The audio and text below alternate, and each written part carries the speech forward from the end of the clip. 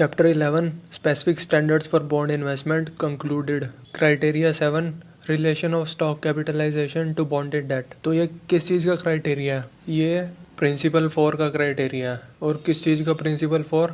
Bond selection का principal 4। और bond selection की बात क्यों कर रहे हैं? क्योंकि हम क्लास 1 सिक्योरिटीज़ के बारे में बात कर रहे हैं इस पूरे पार्ट 2 में। तो ये जो बिगर पिक्चर है ये आपको भूलनी नहीं चाहिए बिल्कुल भी कि किस चीज़ की बात हो रही है। मतलब अंदर इतना ना घुस जाएं कैलकुलेशंस के और थ्योरी के कि आप वो भूल जाएं कि हम क्या कर रहे हैं और क्यों कर रहे हैं। चलो अब शुरू करते हैं। जो क्राइटेरिया 7 है इसमें हम एक रेशो निकालते हैं जिसे बोलते हैं स्टॉक वैल्यू रेशो, जिसका फॉर्मूला है stock equity divided by bonded debt. तो न्यूयॉर्क स्टैट्यूट क्या बोलता है इसके बारे में? न्यूयॉर्क स्टैट्यूट बोलता है कि ये रेशो 0.67 होनी चाहिए, या फिर 2/3 होनी चाहिए, या फिर 67% होनी चाहिए। तीनों एक ही बातें हैं। तो इसका मतलब यह है कि जो कैपिटल स्टॉक है वो कम से कम, जो आपका बॉन्डेड डेट है उसका 67% कम से कम होना चाहिए। तो अब कौन सी वैल्यू यूज़ करनी है हमें इक्विटी और डेट की? बुक वैल्यू यूज़ करनी चाहिए या मार्केट वैल्यू यूज़ करनी चाहिए?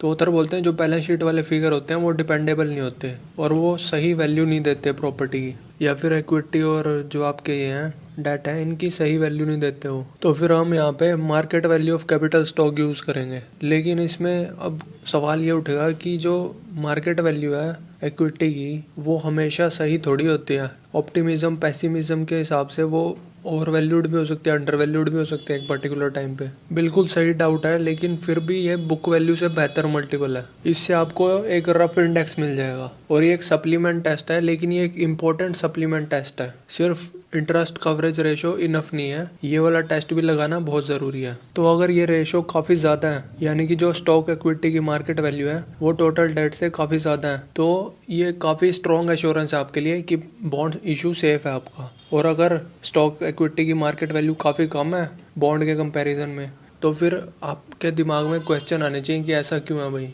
कि लोग उस कंपनी के लिए ज़्यादा पे करने को क्यों तैयार नहीं है, क्या दिक्कत है कंपनी में। तो फिर ऑथर ये टेबल दिखाते हैं हमें जिसमें मिनिमम रिक्वायरमेंट दी हुई है पब्लिक यूटिलिटीज़, रेल रोड्स और इंडस्ट्रियल की, दोनों रखी हुई यहाँ पे, इंटरेस्ट कवरेज रेशो भी और stock value to bonded debt ratio भी। तो पब्लिक यूटिलिटीज़ के लिए स्टॉक वैल्यू रेशो है 50%, रेल रोड्स के लिए 66.7% और इंडस्ट्रियल के लिए 100%। इसका मतलब यह है कि जितना डेट इशू हुआ हुआ है स्टॉक वैल्यू उसकी कम से कम 50% तो होनी चाहिए पब्लिक यूटिलिटीज़ के केस में। ऐसे ही रेल रोड्स के केस में डेट की 66.7% तो इक्विटी होनी चाहिए। और इंडस्ट्रियल के केस में जितना बॉन्डेड डेट है कम से कम उतनी तो स्टॉक वैल्यू होनी चाहिए। और हाँ, एक बात और, जो बॉन्डेड डेट है ये पार वैल्यू पे लेना है हमने, ये मार्केट वैल्यू पे नहीं लेना। क्यों का मुझे भी नहीं पता।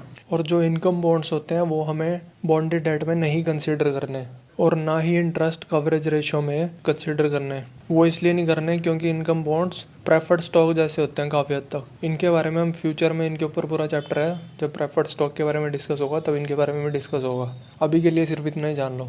और एक बात, जो जूनियर इनकम बॉन्ड्स होते हैं लॉन्ग मैच्योरिटी वाले, वो प्रेफर्ड स्टॉक जैसे ही होते हैं बिल्कुल, तो उनकी मार्केट वैल्यू आप इसमें स्टॉक इक्विटी में कंसीडर कर सकते हो, ऐड कर सकते हो इसमें। तो दो तरह की सिचुएशन आ सकती हैं अब, कि अर्निंग्स कवरेज रेशो है जो वो कंपनी की मिनिमम रिक्वायरमेंट पूरी नहीं कर रही, लेकिन stock value ratio minimum requirement पूरी कर रही है। और दूसरी सिचुएशन ये हो सकती है कि interest coverage ratio minimum requirement पूरी कर रही है और stock value ratio minimum requirement पूरी नहीं कर रही। फिर और तरह का एग्जांपल देते हैं, 1932-33 की बात चल रही है। दो कंपनीज कंपेयर करते हैं, इनलैंड स्टील और दूसरी है क्रूसिबल स्टील। इनलैंड स्टील 4.5% दे रही थी अपने बॉन्ड्स पे, क्रूसिबल दे रही थी 5%। और दूसरा जो इनलैंड था उसका प्राइस था 82 और जो क्रूसिबल थी उसका प्राइस था 60। और जो यील्ड थी इनलैंड पे वो 5.6% थी, क्रूसिबल पे यील्ड थी 13.4%। और इंटरेस्ट कवरेज रेशो कितनी थी दोनों की? इनलैंड की थी 4.6 टाइम्स और क्रूसिबल की थी 7.1 टाइम्स। और स्टॉक वैल्यू रेशो जो इनलैंड स्टील थी उसकी थी 0.57 और जो क्रूसिबल थी उसकी थी 1.12। तो इंटरेस्ट कवरेज वाला टेस्ट तो दोनों ने पास कर दिया, लेकिन स्टॉक वैल्यू रेशो वाला टेस्ट इनलैंड स्टील फेल कर जाती है, क्योंकि 1 कम से कम होनी चाहिए और उसकी 0.57 थी।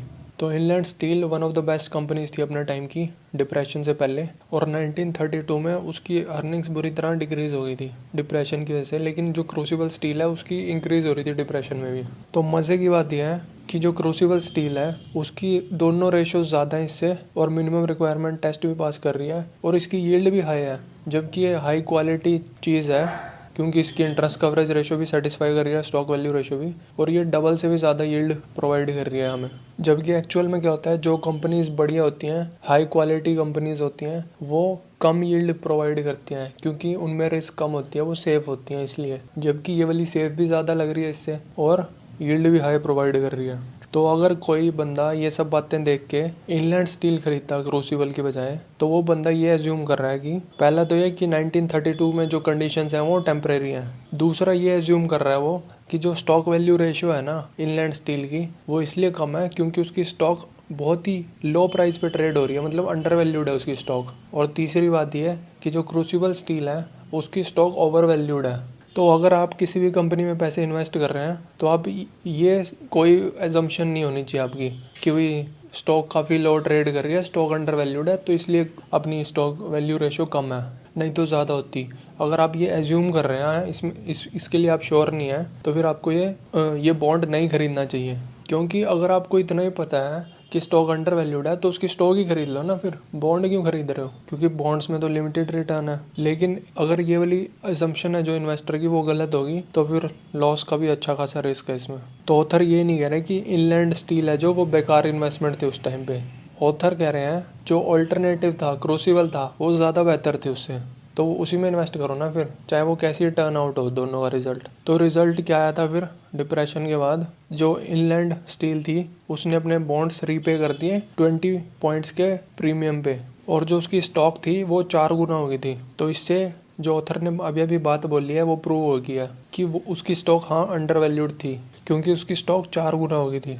लेकिन ये आपकी एजम्पशन नहीं होनी चाहिए बॉन्ड सिलेक्शन में। अगर ये आप एज्यूम कर रहे हो तो फिर स्टॉक ही खरीदो। और इसी टाइम के दौरान क्रूसिबल स्टील थी जो उसके जो बॉन्ड्स थे वो 60 पे थे उस टाइम पे, 60 से वो 102 पहुंच गए थे। तो ये भी प्रिंसिपल प्रॉफिट हुआ बंदे को, बॉन्ड को खरीद गए। और फिर ऑथर बोलते हैं स्टॉक वैल्यू रेशो इंडस्ट्रियल्स की निकालनी तो आसान है, लेकिन रेल रोड्स और पब्लिक यूटिलिटीज़ में काफ़ी कॉम्प्लिकेशंस होती हैं। जैसे कि जो बॉन्डेड डेट होता है उसके अलावा भी कई बार क्या होता है, कुछ ऐसी रेंटल ऑब्लिगेशन होती हैं और ऐसी प्रेफर्ड स्टॉक होती हैं सब्सिडरीज की जिनकी रैंकिंग पहले आती है बाकी चीज़ों से। तो ऐसे जो रेंटल ऑब्लिगेशन होते हैं या फिर प्रेफर्ड स्टॉक होती हैं सब्सिडरीज की जिनकी रैंकिंग पहले आती है कंपनी के खुद के बॉन्ड से, तो इन एक्सपेंसेस को भी हमें कैपिटलाइज करके डेट बॉन्डेड डेट में ऐड करना पड़ेगा रेशियो निकालते वक्त। तो इसके बारे में अगला पूरा चैप्टर है रेल रोड्स और पब्लिक यूटिलिटीज़ पे ही, और कैसे कैपिटलाइज करना है ये भी अगले चैप्टर में, उससे अगले चैप्टर में डिस्कस होगा।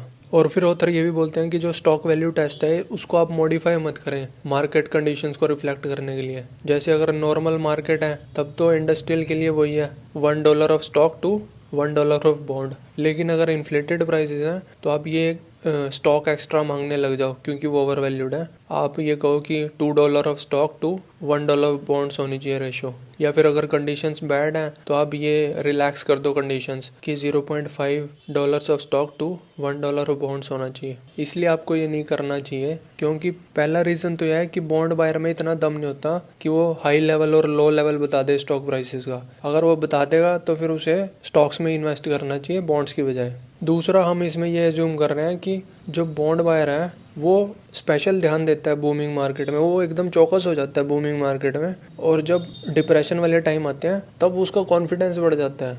तो ये बिल्कुल ही बेकार बात है क्योंकि जो बॉन्ड बायर हैं वो भी इंसान होते हैं। जब बुल मार्केट आती है ना तब उसका जो नशा चढ़ता है वो एस्केप नहीं कर पाता कोई भी, और जब डिप्रेशन आता है तो फिर उसके साथ जो डर आता है वो भी पूरी तरह एस्केप कोई नहीं कर पाता। ये ह्यूमन नेचर है, इसमें कोई लंबी चौड़ी बात नहीं है। बस फ़र्क इतना है कि जो इंटेलिजेंट इन्वेस्टर होते हैं वो कंट्रोल में रखते हैं इस चीज़ को। लगता है उनको भी डर है जब डिप्रेशन होता है या जब बुल मार्केट आती है उन्हें भी जोश चढ़ता है, लेकिन वो फिर भी कंट्रोल में रहते हैं। तो ऑथर बोलते हैं ये स्टैंडर्ड्स जो हैं ये रिलैक्स करने की बजाय या फिर ज़्यादा ही स्ट्रिंजेंट बनाने की बजाय आपको हमेशा ऐसी सिक्योरिटीज़ मिल जाएंगी। कोई ना कोई सिक्योरिटी तो ऐसी होगी, बस आपको ढूंढना पड़ेगा कि जो नॉर्मल टेस्ट भी सेटिस्फाई कर रही है। उनको ज़्यादा स्ट्रिंजेंट करने की भी ज़रूरत नहीं है और उनको लैक्स करने की भी ज़रूरत नहीं है, कंडीशंस जैसे कैसी हों। तो अब एक बार मैं आपको मिनिमम रिक्वायरमेंट्स दिखा देता हूँ फिक्स्ड वैल्यू इन्वेस्टमेंट्स के लिए। जितनी भी क्वान्टिटेटिव रिक्वायरमेंट्स के बारे में हमने बात की थी उनकी समरी है यहाँ पे, आप वीडियो पॉज करके देख सकते हैं।